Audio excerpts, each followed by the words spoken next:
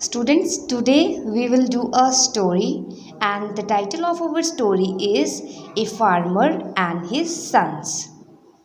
Story आपको पता है एक कहानी होती है जिसमें हमें एंड में एक मॉरल मिलता है, हमें एंड में एक लेसन मिलता है। तो आपकी स्टोरी का टाइटल है a farmer and his sons, एक किसान और उसके बेटे। First of all I will read the whole story properly. After doing it I will teach you properly in Hindi. A farmer had good fertile fields. He had 4 sons also, but he was very unhappy. It was because they would fight and quarrel among themselves. When he was on his deathbed, he asked one of his sons to bring 4 sticks. Then he asked his second son to tie them in a bundle. The son did so. The farmer asked his third son to give the bundle to the fourth. Now the farmer asked the fourth son to break it. The son tried his best but couldn't break the bundle. One by one, each of the 4 sons tried to break the bundle but in vain.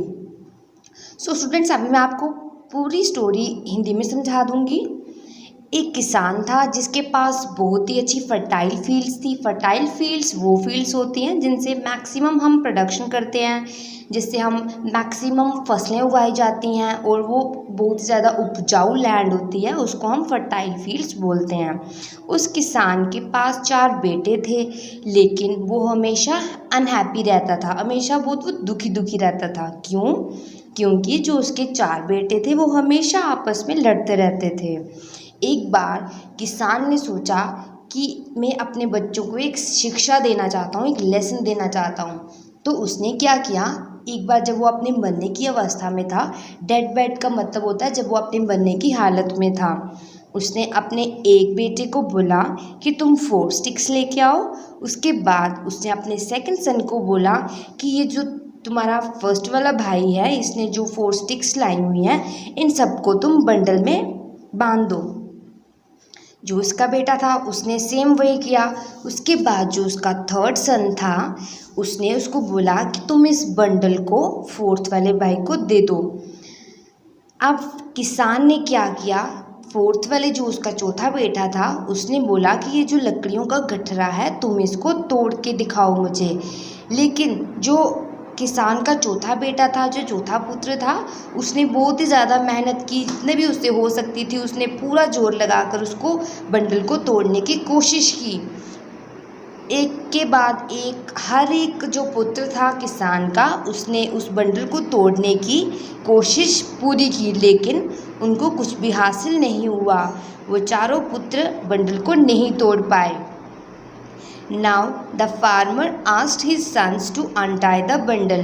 उसके बाद किसान ने अपने पुत्रों को बोला कि ये जो तुमने गठरा बनाया है, बंडल बनाया है लकड़ियों का, इसको खोल दो। untie का मतलब होता है खोलना। He gave each of them a stick and asked them to break it. उसने अपने हर एक पुत्र को एक एक स्टिक दी और उनको बोला इसको तोड़ो। लेकिन जो उसके जो पुत्र थे उन्होंने आसानी से तोड़ दिया क्योंकि उनके पास अभी एक एक स्टिक थी। The farmer asked his sons to learn from it.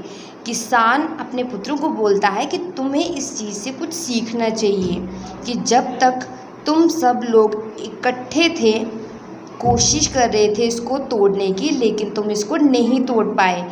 जैसे ही तुम अलग अलग हो गए, जैसे ही तुम्हें अलग अलग स्टिक्स मिल गई, तो आपने इसको आसानी से तोड़ने की कोशिश की। तो इस चीज़ से हमें ये सीख मिलती है कि जब तक हम एक साथ हैं, हम यूनियन में हैं, तो हमें कोई भी हरा नहीं सकता। हम किसी भी प्रॉब्लम का, किसी भी परेशानी का हम आसानी से उसका सुझाव निकाल सकते हैं। वो लेकिन तब हो सकता है जब हम सब एक साथ हों। As long as they were united, no one could cause any harm. जब तक हम एक दूसरे के साथ हैं, एक दूसरे की हेल्प कर सकते हैं। जैसे ही हम एक दूसरे से बिछड़ जाएंगे, किसी से कुछ पूछेंगे नहीं, बात नहीं करेंगे, फिर क्या होता है, एक जो रिलेशन होता है, जो लिंक होता है, वो टूट जाता है। इसलिए हमें एंड में हमें ये मॉरल मिलता है स्टोरी का कि यूनियन इज स्ट्रेंथ, की एकता में बल होता है, कि हम सबको साथ में रहना चाहिए। So that was the whole crux of this story. I have made very easy for you. Okay class, thank you everyone.